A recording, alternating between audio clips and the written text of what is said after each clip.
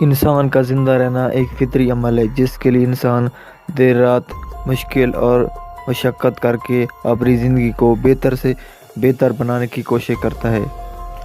دوستوں، بعض اوقات قدرت انسان کا امتحان لیتی ہے، اور یہ امتحان انسان کی زندگی اور موت کے درمیان ہو تو اور جہاں سے نکلنا کسی کرشمے سے کم نہ ہو۔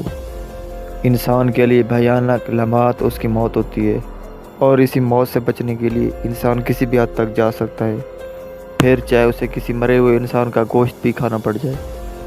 ناظرین، آج کی اس ویڈیو میں ہم آپ کو ایک حیرت انگیز واقعہ سنائیں گے، اور جسے سن کر آپ ضرور کانپ جائیں گے۔ یہ ایک سچی کہانی ہے۔ یوروگوئن ایئر فورس فلائٹ 571 جو کہ 13 اکتوبر 1972 کو جو کہ یوروگوائی سے چلی جا رہا تھا، اور جس میں 45 کے قریب مسافر سوار تھے۔ اس طیارے میں میڈیکل کالج کی ٹیم سوار تھی اور باقی ان کے رشتہ دار تھے جو کہ میچ دیکھنے جا رہے تھے۔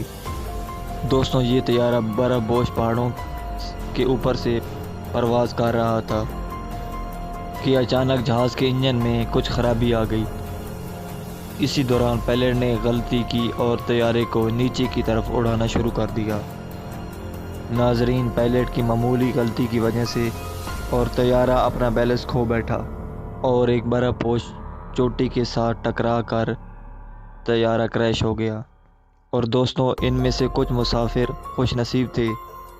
طیارہ تباہ ہوتے وقت اس میں آگ نہیں لگی، اس لیے کچھ مسافروں کی جانیں بچ گئی۔ حادثے کے دوران 18 لوگوں کی موت ہو چکی تھی، لیکن 27 لوگ اس حادثے میں زندہ بچ گئے، اور یہ لوگ 11,000 فٹ کی اونچائی اور شدید سردی میں موجود تھے، جہاں بھوک اور سردی کا مقابلہ کرنا یقیناً موت سے کم نہیں تھا، اور وہاں پر ان مسافروں کی مدد کرنے کے لیے کوئی موجود نہیں تھا۔ اور پھر وہی ہوا جس کے بارے میں ان کو ڈر تھا، اور اگلے دن شدید برفانی طوفان آیا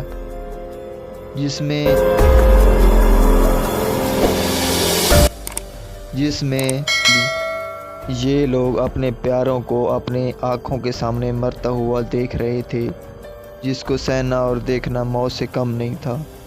ناظرین، بچے ہوئے 19 لوگوں کا زندہ رہنا ناممکن تھا۔ سخت سردی، 11,000 فٹ کی بلندی اور کھانا نہ ہونے کے برابر تھا، لیکن ان لوگوں نے کسی طرح ہمت نہیں ہاری۔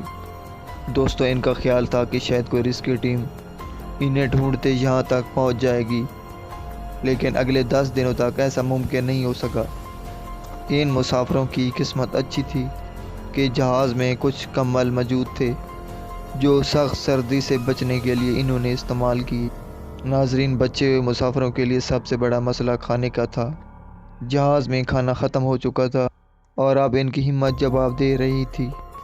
اتنی اونچائی اور شدید سردی میں نہ تو ان کو کوئی جانور ملنا تھا اور نہ کوئی پھل جس پر یہ مسافر گزارا کر سکے۔ دوستو، کئی دن گزر گئے۔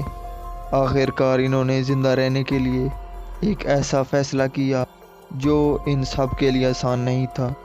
ان لوگوں نے زندہ رہنے کے لیے حادثے میں مرنے والے مسافروں کو کھانے کا فیصلہ کیا، جو کہ انہی کے رشتہ دار تھے، اور ان کے پاس کوئی دوسرا آپشن نہیں تھا۔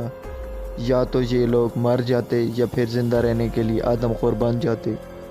آخر کار انہوں نے انسان کو کھانے کا فیصلہ کیا، جو کہ انہی کے لیے بہت مشکل تھا۔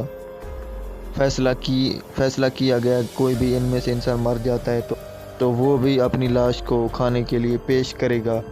دوستو، ان میں سے 2 افراد ہر روز مدد کی تلاش کے لیے پہاڑوں میں نکل جاتے، لیکن ان کو برف کے سوائے کچھ بھی نظر نہیں آتا۔ دوستو، اب تو 2 ماہ گزر چکے تھے۔ ان زندہ افراد کو ڈھونڈنے کے لیے کافی کوششیں کی گئی، لیکن یہ تلاش 8 دن کے بعد ختم کر دی گئی۔ دوستوں، یہ لوگ حادثے میں دیر رات مرنے والے لوگوں کا گوشت کھاتے۔ سننے میں یہ بہت عجیب لگتا ہے، لیکن یہ لوگ ایسا کرنے کے لیے بے حد مجبور تھے۔ لیکن یہ لوگ آخر کب تک ایسا گزارا کر سکتے تھے، کیونکہ آہستہ آہستہ لاشیں بھی ختم ہونے لگی، اور یہ لوگ ہمیشہ کی طرح پہاڑوں میں نکل جاتے کہ شاید انہیں کوئی مسیحا مل جائے۔ دوستوں 2 ماہ گزر چکے تھے اور اب ان کی امید بالکل ختم ہو چکی تھی، لیکن اس دوران ایک کرشمہ ہوا۔ ان میں سے 2 افراد پہاڑوں میں مدد کے لیے نکلے ہوئے تھے، جہاں ان کو ہائیکنگ ٹیم مل گئی تھی جو اسی پہاڑ کو سیر کرنے کے لیے وہاں موجود تھی۔ دوستوں اسی ٹیم نے فوراً بیس کیمپ کے ساتھ رابطہ کیا اور یوں 22 دسمبر 1972 کو اور تقریباً 72 دن کے بعد انہی سبھی لوگوں کو اپنے اپنے مقام پر پہنچایا گیا۔